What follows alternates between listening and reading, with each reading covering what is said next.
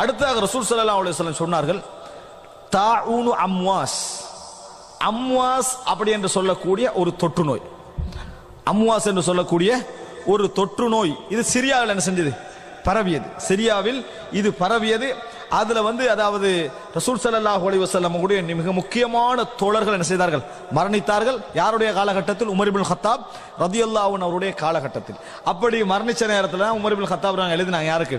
அபு உபைதா இப்னு ஜர்ராஹ் ரலியல்லாஹு அன்ஹுக்கு எழுதினாங்க, நீங்க அவசரமா என்ன செஞ்சிருங்க, வந்து சேர்ந்துருங்க, அவசரமாக வந்து சேர்ந்து விடுங்கள். அவர் என்ன பயந்தாருன்னா, நல்ல நல்ல ஆலோசகர்கள் மிக முக்கியமான ஒரு ஆள் அபு உபைதா, இவர் மரணித்து விடுவாரோ அப்படின்னு பயந்தார்கள். ஆனா அபு உபைதா ரலியல்லாஹு அன்ஹு அவர்கள் கடிதம் அனுப்பினார்கள். அவர் முதலாவது ஹலீஃபாவா அப்படி என்று தேர்ந்தெடுக்கிற லிஸ்ட்ல இருந்தவர், இரண்டாவது ஹலீஃபாவா கூட தேர்ந்தெடுக்கப்படல. அது மட்டுமல்ல, ஹலீஃபாவாகவே அவர் தேர்ந்தெடுக்கப்படல, ஹலீஃபாவாகவே அவர் தேர்ந்தெடுக்கப்படல. இது எப்படின்னா அன்சார்கள் மாதிரி, அன்சார்கள் அபூபக்கர் ஹலீஃபாவா சஅத் ஹலீஃபாவான்னு கருத்து முரண்பாடு நடந்தது. ஆனா அன்றைக்கு கிலாபத்தை விட்டவங்க என்றைக்கு கிலாபத்தை என்ன செய்யல, தொடரல. அன்சார்கள் அன்றைக்கு விட்டவங்க வேற எப்ப என்ன செய்யல, அவர்கள் போட்டி போடவில்லை ஹதீஸின் காரணமாக. அபூ உபைதா கடிதம் எழுதுறாரு. அந்த கடிதம் உமர்லானுக்கு வந்து சேருகிறது. சபையில வச்சு உமர்லாங்க பிரிச்ச உடனே கண்ணீர் விட்டு அழுதார்கள். பிரித்த உடனேயே கண்ணீர் விட்டு அழுதார்கள். கேட்டார்கள், மௌத்தாகி விட்டாரா அபூ உபைதா அப்படின்னு கேட்டாங்க.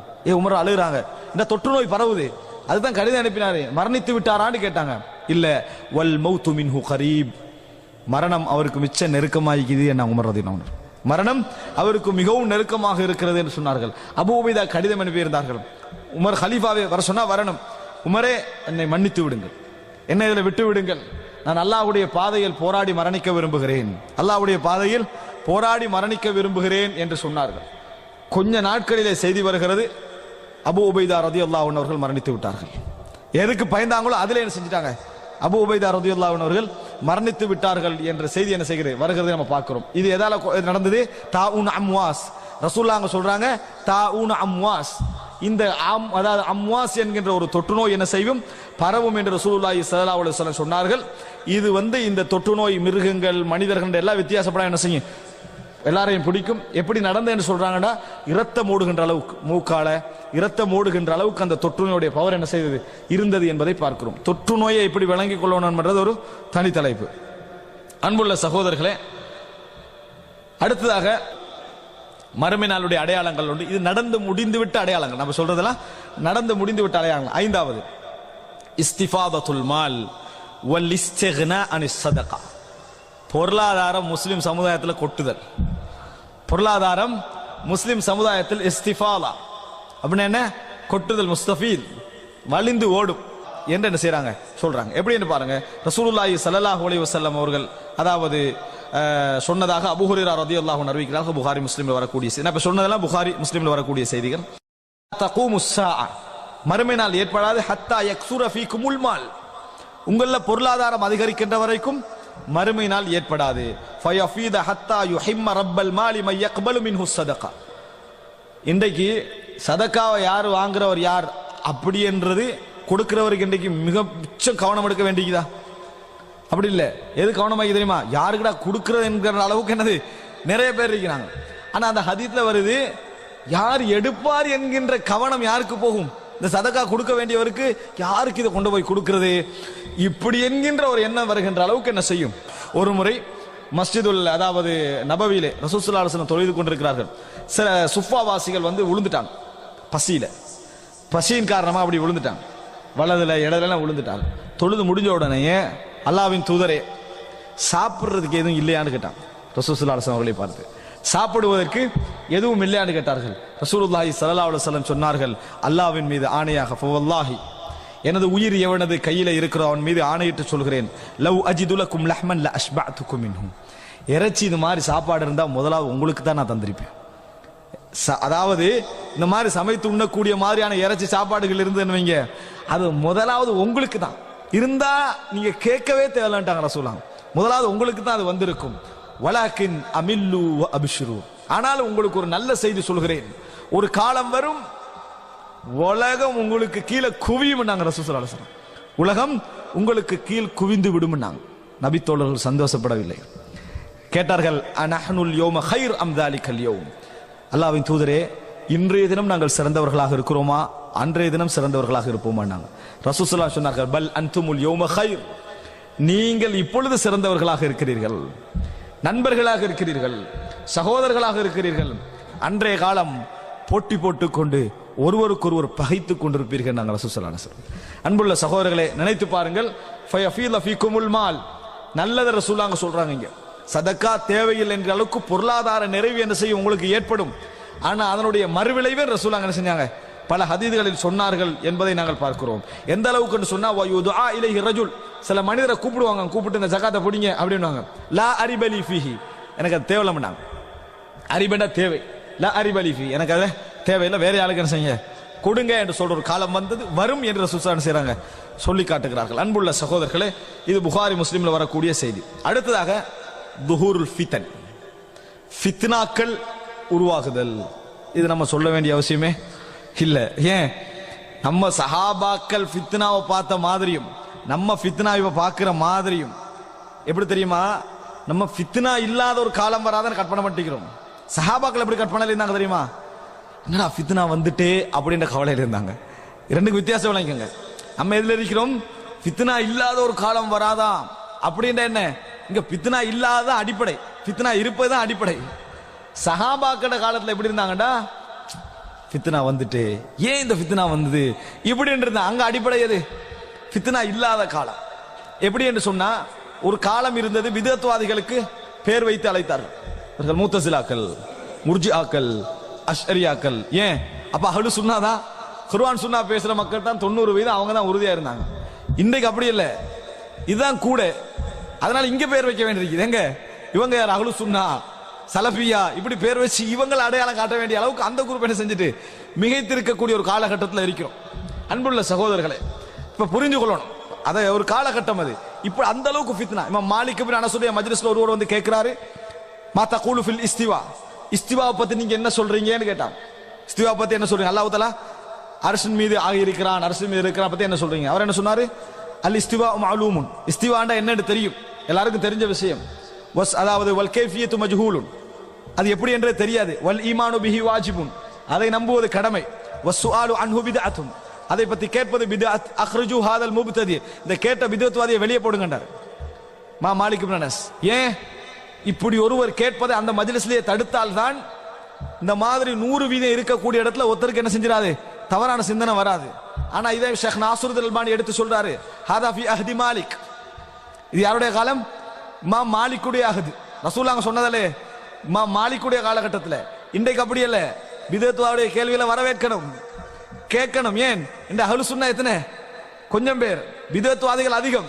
அப்ப நாங்க இப்ப என்ன செய்ய வேண்டியிருக்கிறது, கேள்விகளை வரவேற்று அந்த சந்தேகங்களை இல்லாமலாக்க வேண்டியிருக்கிறது. இது சந்தேகம் வந்த பின்னால், அது சந்தேகம் வருவதற்கு முன்னால். விளங்கிட்டா, இது மாதிரி தான் ஃபித்னாவும். ஃபித்னாவை நீங்க எடுத்துக்கொண்டீங்கன்னு சொன்னால், இன்றைய ஃபித்னா காலம் ஃபித்னா இல்லாத காலம் இருந்தா எப்படி இருக்கும்னு கற்பனை பண்ற காலம். சஹாபா கட்ட காலம் அப்படி இல்ல, ஃபித்னா இல்லாத காலத்துல நம்ம எப்படி இருந்தோம் என்று கற்பனை பண்ண காலம். வித்தியாசத்தை புரிஞ்சுங்க. துஹூருல் ஃபிதன், ஃபித்னா காலத்தில் ரசூலுல்லாஹ் போறாங்க மதீனால ஒரு இடத்தால. போற நேரத்தில் ஒரு வீடு, சாதாரண வீடு, திறந்திருக்கக்கூடிய ஒரு வீடு, ஆக்கள் இல்லாத ஒரு வீடு. அப்புறம் ரசூலுல்லாஹ் அப்படி பார்த்தாங்க வீட்டை.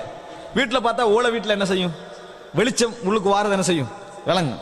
பார்த்துட்டு சொல்றாங்க ரசூலுல்லாஹ், எப்படி இந்த வீட்டுக்குள்ள மழை பொழிந்தால் இந்த இடைவெளிகளால நீர் சொட்டுமோ அதுபோன்று இந்த சமுதாயத்துக்குள் ஃபித்னா வருவதை நான் பார்க்கிறேன். ரசூலுல்லாஹி ஸல்லல்லாஹு அலைஹி வஸல்லம் அதுபோல இந்த சமுதாயத்துக்குள் ஃபித்னா கொட்டுவதை பார்க்கிறேன். அந்த வீட்டுக்குள்ள தண்ணீர் இல்லை, கூரை போட்டிருப்பது மழை நீர் வராமல், ஆனால் சொட்டு சொட்டாக வருவது முழு வீட்டை என்ன செஞ்சிடும், பரவிரும் என்பதை ரசூலுல்லாஹி ஸல்லல்லாஹு அலைஹி வஸல்லம் செய்தார்கள், சொன்னார்கள். அன்புள்ள சகோதரர்களே, இந்த ஃபித்னா சொல்லிட்டு ரசூலுல்லாஹ் போல, அந்த ஃபித்னாவுக்கு முன்னறிவு செஞ்சாங்க.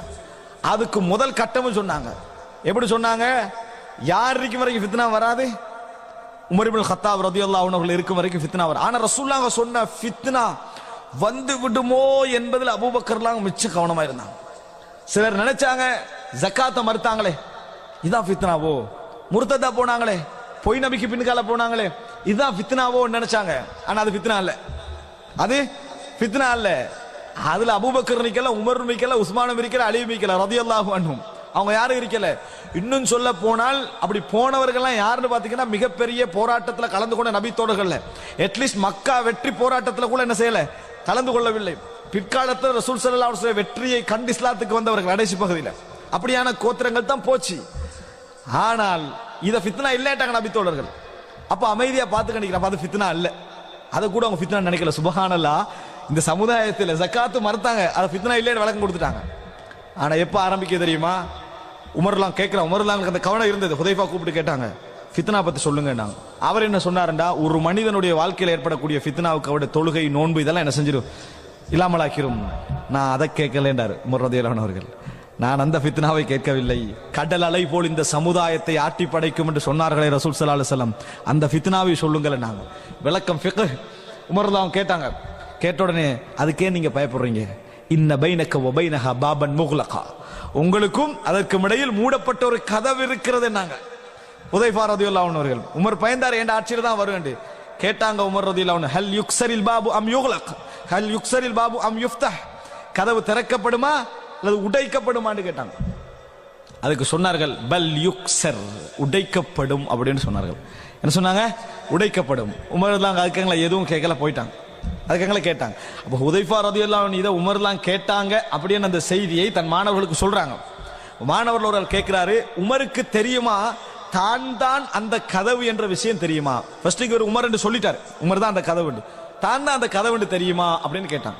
அதுக்கு ஹுதைஃபா சொன்னார், விடிந்தால் எப்படி பகல் காலை என்பது தெரியுமோ அதுபோல தான் அந்த கதவு என்பது உமர் இப்னு கத்தாப் ரலியல்லாஹு அன்ஹு அவர்களுக்கு தெரியும். அதனால தான் உமர் ரலியல்லாஹு அன்ஹு அவர்கள் எந்த இதுல மரணிச்சாங்களோ அதுக்கு முந்தின குத்பால ஏறணும்னு சொன்னாங்க, நான் கனவு கண்டேன், ஒரு சேவல் என்னை ஒரு 3-4 முறை கொத்துவது போன்று ஒரு கனவு கண்டேன். நான் எப்படி கஅன்ன தீகன் நகரனி தலாதன், 3 முறை கொத்துவது போல ஒரு கனவு கண்டேன்.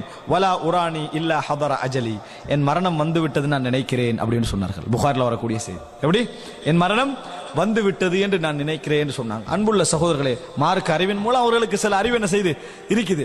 அப்ப அதுக்கு அடுத்த வீக்ல என்ன செஞ்சாங்க, உமர் ரலியல்லாஹு அன்ஹு அவர்கள் கொலை செய்யப்பட்டு விட்டார்கள். அப்ப உமர் ரலியல்லாஹு தான் கொல்லப்பட போற செய்தி, இந்த சமுதாயத்துக்குள்ள ஃபித்னா வரப்போற செய்தி, இதெல்லாம் அவங்க புரிஞ்சு வச்சிருந்தாங்க. என்றைக்கு உமர் ரலியல்லாஹு அன்ஹுடைய மரணமும் அதுக்கு பின்னால உஸ்மான் ரலியல்லாஹு அன்ஹு அவர்கள் தான் சிறந்தவர் என்பதில் எந்த சமுதாயத்தோடும் கருத்து முரண்பாடு இருக்கல. அதுக்கு பின்னால அலி சிறந்தவரிடத்துல கருத்து முரண்பாடு இருக்கல. ஆனா யார் ஹலீஃபாண்டத்துல கருத்து முரண்பாடு என்ன செஞ்சது இருந்தது, யார் ஹலீஃபாண்டத்துல கருத்து முரண்பாடு இருந்தது. இந்த இடத்துல இருந்தே என்ன செஞ்சிட்டாங்க முனாஃபிக்குகள், இப்ப போடலாம்.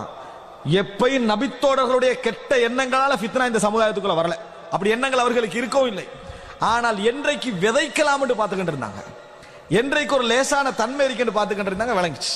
அவங்களுக்கு என்ன செஞ்சுட்டு இதான் காலப்பகுதி என்று விளங்கிட்டு ஃபித்னாக்களை என்ன செய்தார்கள், விதைத்தார்கள். அந்த விதைப்பதன் மூலம் என்ன செய்கிறது, கொஞ்சம் கொஞ்சமாக உஸ்மான் ரலியல்லாஹு அன்ஹு கொல்லப்பட்டார்கள். முதல் ஃபித்னா உஸ்மான் ரலியல்லாஹு அன்ஹு கொல்லப்பட்டார்கள். அதை தொடர்ந்து ஜமல் யுத்தம், அதே போல சிஃபியன் யுத்தம், மதீனாவில் உள்ள மக்கள் கொலை செய்யப்பட்ட ஹர்ரா அந்த யுத்தம், அது போன்ற பல ஹவாரிஜிகளோடு நடந்த யுத்தங்கள் என்று கொள்கை ரீதியான அதுபோல அரசியல் ரீதியான என்று எல்லா பிரச்சனைகள் என்ன செய்தது, ஃபித்னாக்களும் வர ஆரம்பித்தது. இந்த நேரத்தை பற்றி நபித்தோழர்கள் நிறைய கேட்டாங்க. அபூதர்லாம் கேட்கிறாங்க, அல்லாஹ்வின் தூதர் இந்த மாதிரி ஃபித்னா வந்தா என்ன செய்ய, நாங்கள் அஃபலானுனா பிதுஹும் பிஸ்ஸைஃப், நாங்கள் யுத்தம் செய்வான்னு கேட்டாங்க. ரசூலுல்லாஹ் சொன்னாங்க, அப்படி செஞ்சீங்கன்னா நீங்கள் அவங்களும் ஒன்றுதான், நீங்கள் அவர்களும் ஒன்றுதான். அப்ப என்ன செய்ய, வாளை உடைங்க. நாங்க ரசூலுல்லாஹ் வாளை உடைங்க. ஏன் உடைக்க சொன்னாங்க, தெரிஞ்சு கூட இல்ல, தெரியாம கூட நீங்க போயிடக்கூடாது, தெரியாம கூட நீங்க என்ன செய்யக்கூடாது, போயிடக்கூடாது. இல்ஸம் பைத்தக், வீட்டுல உட்கார்ந்துருக்காங்க ரசூலுல்லாஹ். வீட்டை நுழைந்து வந்தாலும் போராட வேண்டாம் என்றாங்க ரசூலுல்லாஹி ஸல்லல்லாஹு அலைஹி வஸல்லம். சுப்ஹானல்லாஹ். அன்புள்ள சகோதரர்களே, இது எந்த ஃபித்னாக சொன்னாங்க, மார்க்க ரீதியாக அந்த சஹாபாக்களுக்கு மத்தியில் ஃபித்னால உங்களோட ரத்தத்துக்கு காரணம் என்ன செய்யக்கூடாது, ஏற்படக்கூடாது. இந்த ஃபிக்ஹ் உஸ்மான் ரலியல்லாஹு அன்ஹு அவர்களுக்கு நிறைய இருந்தது. அதனால ஆட்சியாளராக இருந்தும் கூட ஒருவருடைய ரத்தத்துக்கு நான் காரணமாக கூடாது என்று மரணித்தவர் தான் உஸ்மான் ரலியல்லாஹு அன்ஹு அவர்கள். அன்புள்ள சகோதரர்களே, லேசால விளக்கம் இல்லாம கோழையாக என்ன செய்யல, அப்படி மௌத்தாகவில்லை. எத்தனையோ யுத்தங்கள்ல கலந்து கொண்டவர்கள்.